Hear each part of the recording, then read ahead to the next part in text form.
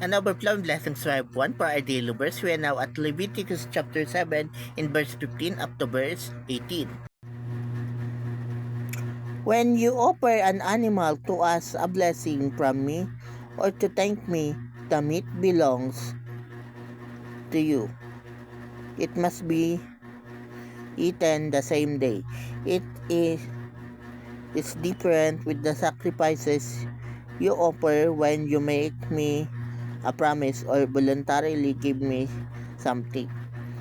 The meat from those sacrifices may be keep eaten the next day, but any that is left must be destroyed. If you eat any after the second day, your sacrifice will be useless and unacceptable, and you will be both disgusting and guilty.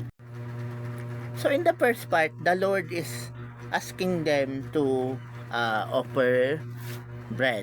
In the second part, the Lord is commanding them to offer meat. So we are fully aware that our God is a sensitive God. He is fully aware of the needs of His people or of His servant. So in this case, the Lord is fully aware of the needs of the priests. So they need for the bread for their primary staple and the meat for their main dish. Okay? But of course, some of it will be used as a burnt offering, and of course the priest will receive his portion.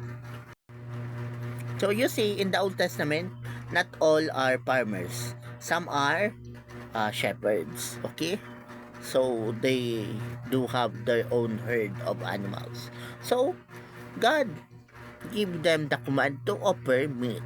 And to the farmers, the Lord give them the command to offer bread. Okay?